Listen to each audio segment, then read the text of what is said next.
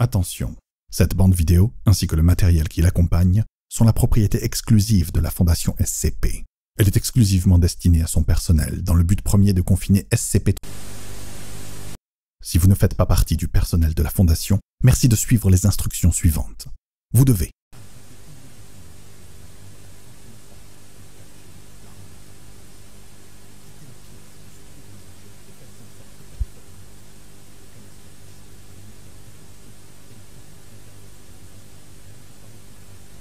Le visionnage du reste de la bande est interdit pour les classes A et B. Les classes C et D doivent respecter les règles suivantes. Tout d'abord, ne jamais effacer la bande en enregistrant par-dessus. Ensuite, ne jamais... Tu es sûr que tu n'aurais pas dû regarder s'il y avait rien sur la cassette avant? Oh, vu le type qui me l'a vendu, je préfère pas. En tout cas, tout a l'air de bien fonctionner. C'était vraiment une aubaine de l'avoir à ce prix-là. Tu préfères pas utiliser ton portable? Je sais pas pourquoi, cette caméra me fiche la trouille. Pourtant, pour te fiche la trouille, il faut se lever tôt. Bon, allez, on s'y met. Ça va, je suis bien dans le cadre, j'ai pas l'habitude du catcher. Ton ego dépasse comme d'habitude, mais le reste est bien là. Ha ha ha, très drôle. Bon, et puis ne t'inquiète pas, je suis sûr que le tournage va pas prendre très longtemps, et puis...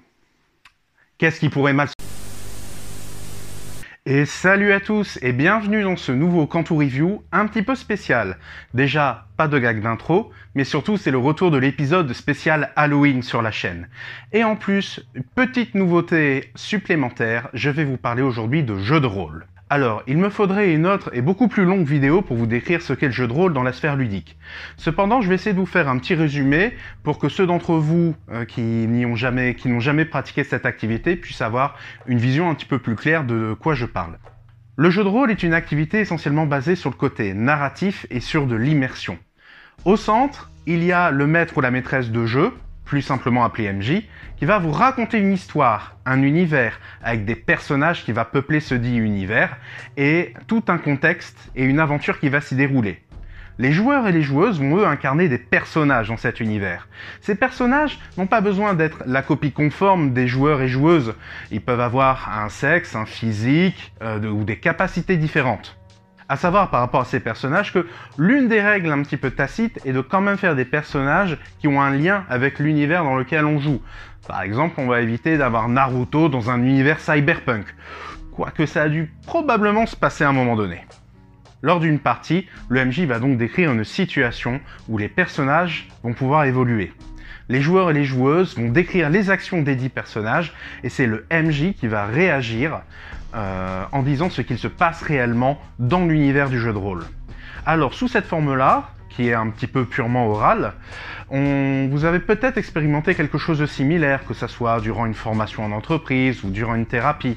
Là, sous sa forme purement ludique, on va avoir en plus ce qu'on appelle un système de jeu. La mécanique la plus connue est le G2D.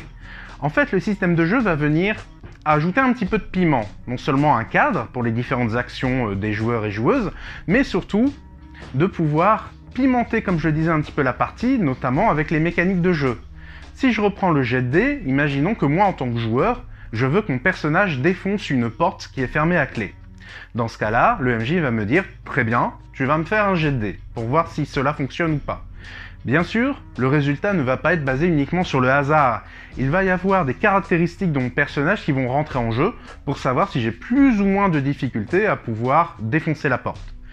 En plus, la finalité de l'action, peu importe le jet de dés, sera la décision du MJ. Et la décision peut être tout simplement de décrire si jamais la porte est défoncée ou non, jusqu'à définir ce qu'il y a exactement derrière. Écoute, je dis juste que je me sens pas bien et que je préfère prendre l'air pendant que tu termines. Arrête, tu allais très bien il y a 10 minutes. Dis-moi vraiment ce qui se passe. Ah, merci la confiance. J'ai des sueurs froides, des mal au crâne depuis qu'on a commencé à tourner, j'ai besoin d'air frais. En fait, tu veux juste pas manipuler la caméra, vous. T'es vraiment un gamin, tu le sais ça? Elle nous observe. Quoi? La caméra, elle nous observe. Tu sais quoi? Je devrais effectivement finir. Il existe une multitude de manières de pratiquer le jeu de rôle, et encore plus d'univers où il est possible d'y évoluer. Que ce soit les royaumes oubliés de Donjons et Dragons, ou les terres Lovecraftiennes d'Arcane dans l'appel de Cthulhu, il existe vraiment plein de types de jeux de rôle qu'il est possible de pratiquer. Sans compter que le jeu de rôle a aussi eu ses influences sur le reste de la sphère ludique. On pense notamment aux jeux qui vont utiliser le roleplay, c'est-à-dire le fait d'incarner un personnage, comme For the Queen ou Fragment. Il y a aussi le système de jeu qui inspire pas mal de jeux de société, notamment les jeux de figurines, que ce soit Zombicide ou HeroQuest. Vous avez remarqué, j'ai illustré tout ce passage avec des extraits de ce qu'on appelle des actual play. Ce sont des émissions où des gens enregistrent et diffusent leurs parties de jeux de rôle. Ça vous permet notamment de voir un peu l'étendue des pratiques disponibles et l'étendue de ce que j'appelle différents univers où il est possible d'évoluer. Je vous ai mis les liens en description de ceux que j'ai utilisés pour cette vidéo et n'hésitez pas à farfouiller par vous-même sur YouTube. Mais aujourd'hui, je vais vous parler d'un jeu de rôle en particulier et il s'agit de Channel Fear. C'est un jeu de rôle créé par Anthony Ino Comprexel et édité chez Mr. Frankenstein et qui va utiliser le thème de l'horreur moderne. Par horreur moderne, j'entends tout ce qui est légende urbaine, creepypasta ou tous les thèmes de l'horreur qui ont été utilisés durant les 4 dernières décennies.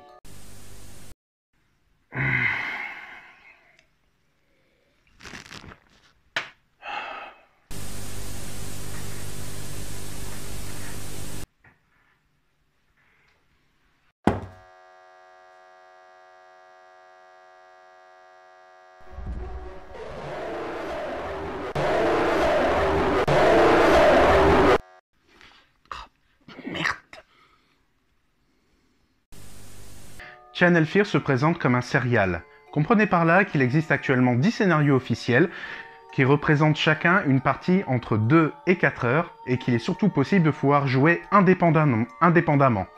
Donc il n'y a pas de grande campagne où au final votre plus grande difficulté sera de rassembler de manière régulière votre partie de joueurs. Par contre, sachez que tous les scénarios sont disponibles de manière indépendante sur le site internet de l'éditeur sous format numérique. En plus, vous aurez à chaque fois le système de jeu et des personnages pré-tirés. Ça, j'y reviendrai plus tard. L'autre solution, sinon, est d'acheter la version en livre, telle que je l'ai entre les mains, qui comprend l'intégrale des scénarios disponibles à ce jour. Dans Channel Fear, vous incarnez l'équipe de tournage de l'émission éponyme. C'était une émission qui était diffusée sur une chaîne du câble américaine, une chaîne un petit peu obscure, et qui présentait des reportages sur des phénomènes paranormaux. Il y avait beaucoup d'adeptes et beaucoup de personnes, de détracteurs, on va dire, par rapport à cette émission. Mais peu d'entre elles savaient que les événements décrits dans les reportages étaient réels. L'émission fut annulée après la mystérieuse disparition de l'équipe. Cependant, on retrouva quelques temps plus tard des cassettes d'épisodes jamais diffusés à la télévision. Vous l'aurez compris, chacune de ces cassettes représente l'un des scénarios du livre. Et on est sur des thèmes de l'horreur assez variés. Dans l'une d'elles, vous allez devoir résoudre le cas d'une ville où tous les habitants font le même cauchemar de mort chaque nuit. Vous avez aussi le cas de cette petite fille qui semble être possédée par l'esprit de son défunt père. Ou encore, vous allez devoir retrouver 2 adolescentes qui auraient disparu après avoir filmé le fameux Slenderman. Ou encore, trouver la mystérieuse origine d'une porte qui est apparue comme par magie en plein milieu d'un motel et découvrir ce qu'elle cache derrière.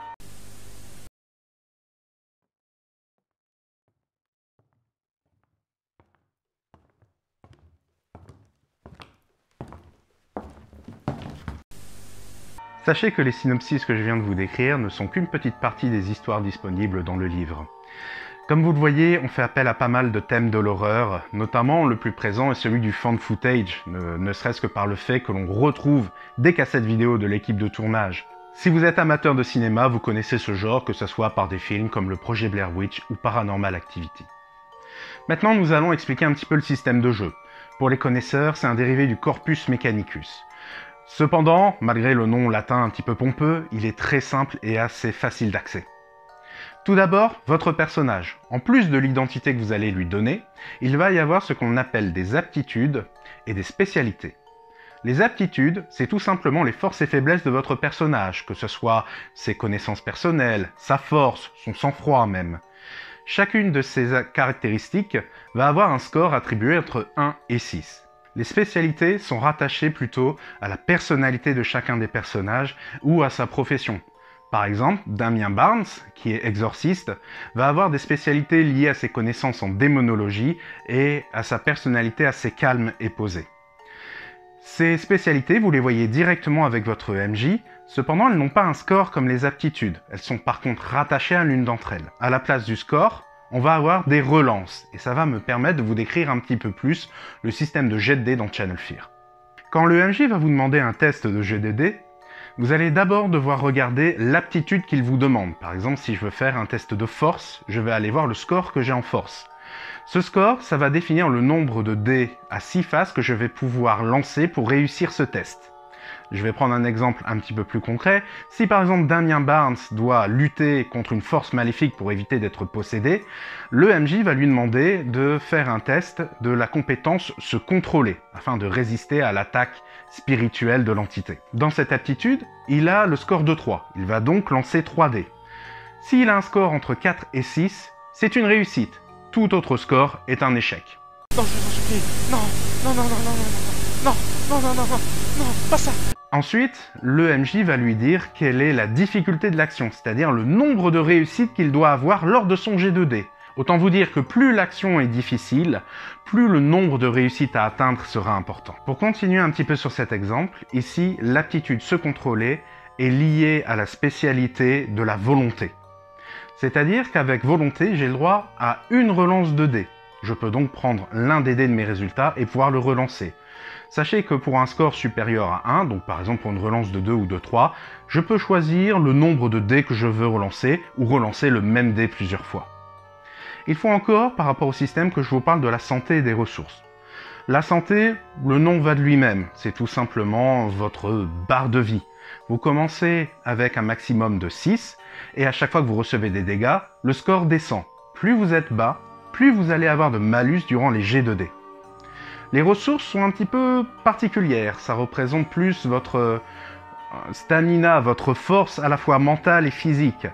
Vous pouvez vous en servir lors d'un jet de dés pour avoir, pour chaque point dépensé, une réussite automatique au dé. Sachez qu'au départ de l'aventure, vous commencez avec un maximum de 6, comme pour la santé. Attention, le MJ peut décider, après une situation assez critique, de vous enlever automatiquement un point de ressource. Ou alors, si jamais lors d'un jet de dés vous n'avez aucune réussite, là encore, vous perdez un point de ressource. Cependant, si votre personnage se repose, qu'il dort un petit peu durant la nuit par exemple, ou alors si durant un jet de dés vous avez plus de réussite que ce qu'il y a été demandé par le MJ, vous gagnez des points de ressources. Dans tous les cas, autant vous dire qu'avoir un score de 0 dans l'une de ces deux caractéristiques est un très mauvais signe pour votre personnage. Sachez enfin qu'au niveau des ressources, elles vous permettent aussi d'utiliser des formations professionnelles. C'est une sorte de pouvoir ultime de votre personnage qui va vous apporter un bonus supplémentaire. Par contre, son coût est assez haut. Vous avez le droit à une utilisation gratuite par scénario, et ensuite cela va vous coûter des points de ressources. Enfin, si après un long scénario, votre personnage a finalement survécu, vous pouvez demander à votre MJ de vous donner une rémunération.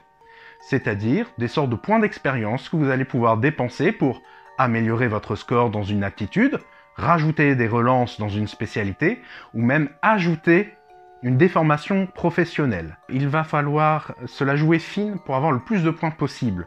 C'est-à-dire aller dans le sens de l'émission, pensez à bien dire que vous filmez telle action ou que vous interviewez bien un des personnages présents dans l'aventure, et encore tout simplement réussir convenablement l'aventure. Par contre, à chaque fois que vous demandez du matériel supplémentaire ou que vous faites une action répréhensible, là, votre rémunération va baisser. Vous l'aurez compris, tout cela va vous permettre de réutiliser votre personnage dans un prochain scénario. Et donc, pour tout ce qui est gardé sur le salaire, faites bien attention, n'allez pas directement dézinguer une personne possédée en pensant que ça va vous permettre de vous débarrasser du démon. Ouais, c'est moi. Écoute, j'ai vraiment exagéré tout à l'heure, hein. Je pensais que tu voulais juste pas m'aider, mais au final, moi aussi, je commence à pas très bien me sentir. Et on a probablement chopé froid le week-end dernier, je ne sais pas. Tu es où, là? Ok, bah, écoute, je peux venir te voir tout à l'heure. Ok, ça marche. Hein? Quoi? Non, arrête, ça peut pas être... C'est qu'une caméra, Bon, écoute, Je vais voir où est-ce que je peux m'en débarrasser une fois que j'aurai fini de tourner la vidéo. Ah si, non, dans tous les cas, je finis quand même la vidéo. Allô? Allô?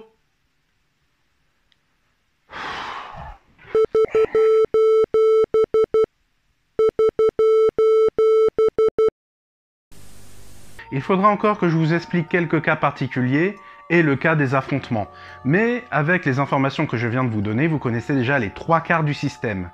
On est donc sur un système qui s'assimile assez rapidement pour un jeu de rôle, à 30 minutes de lecture et 20 minutes d'explication à l'oral, ce qui permet d'être vraiment très accessible pour pouvoir mettre en place une partie. Au niveau des scénarios, l'auteur a fait preuve de beaucoup de créativité. Déjà, dans les textes, ils sont assez simples à lire, vous n'aurez pas trop de difficultés, et contiennent vraiment toutes les clés de l'intrigue pour le maître du jeu. Ensuite, il y a quelques idées assez folles de mise en scène qui sont proposées, que ce soit par exemple pour le scénario Dégrattement, où on vous propose de jouer plutôt les réunions de fin de journée de l'équipe et de raconter les actions de chacun des personnages en flashback. Vous l'aurez compris, je n'ai pas encore testé tous les scénarios du livre, mais on est vraiment sur une très bonne porte d'entrée pour les personnes qui ont envie d'expérimenter dans de l'horreur moderne et du jeu de rôle. Cependant, il y a 2 gros warnings que je dois mettre par rapport à tout ça. Tout d'abord, justement le thème de l'horreur. On peut tomber très facilement sur des descriptions ou des situations qui peuvent mettre mal à l'aise. Donc tout d'abord, je déconseille aux personnes qui sont assez sensibles et aux personnes les plus jeunes. Dans tous les cas, je conseille aussi aux MJ de directement dire les thèmes sensibles aux joueurs et joueuses avant le début de la partie et de mettre en place un système où ces derniers peuvent demander de baisser un petit peu l'intensité quand ils en sentent le besoin. L'autre warning concerne l'accessibilité du jeu en lui-même. Bon, vous l'aurez compris avec ce que je vous ai expliqué précédemment, on est sur quelque chose de très accessible. En plus, à chaque scénario, on a des personnages pré-tirés, c'est-à-dire des personnages qui ont déjà été créés avec toute leur identité et leurs caractéristiques. Donc pour les joueurs et joueuses, c'est très accessible. Ça l'est un petit peu moins pour le MJ. Je m'explique. Comme je le disais, le système est assez simple, mais les idées avancées dans les différents scénarios peuvent parfois être un petit peu compliquées à mettre en place quand on n'a pas beaucoup d'expérience. Là encore, mon conseil, c'est faites à votre sauce. N'hésitez pas à changer quelques points du scénario, à enlever quelques idées qui vous paraîtraient trop dures à mettre en place. L'important, c'est que vous soyez à l'aise. Et puis de toute façon, c'est aussi ça le jeu de rôle, pouvoir retransformer un petit peu à sa sauce. Et c'est pas comme si l'auteur était juste derrière soi à chaque fois qu'on faisait, hein. Donc pour conclure, je dirais que en dehors de ces 2 warnings, on est clairement sur un jeu qui est fort accessible, comme je l'ai répété plusieurs fois, mais aussi très plaisant pour si vous voulez tester dans le thème de l'horreur. Vous y ferez pas de très longues campagnes comme un Donjons et Dragons, mais vous pouvez très certainement l'utiliser pour une soirée entre amis ou tout simplement pour vos soirs d'Halloween. Sachez en plus que plusieurs scénarios bonus sont déjà disponibles sur le site de l'éditeur et que si vous regardez et que vous cherchez un petit peu sur YouTube, vous trouverez déjà des actual play en rapport avec ce jeu, si vous voulez vous faire une petite idée supplémentaire.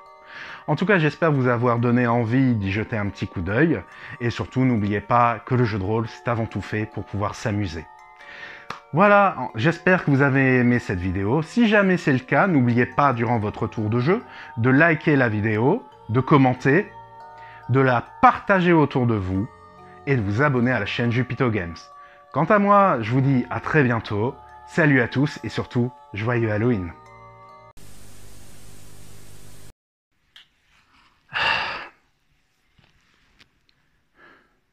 J'aurais jamais dû le faire.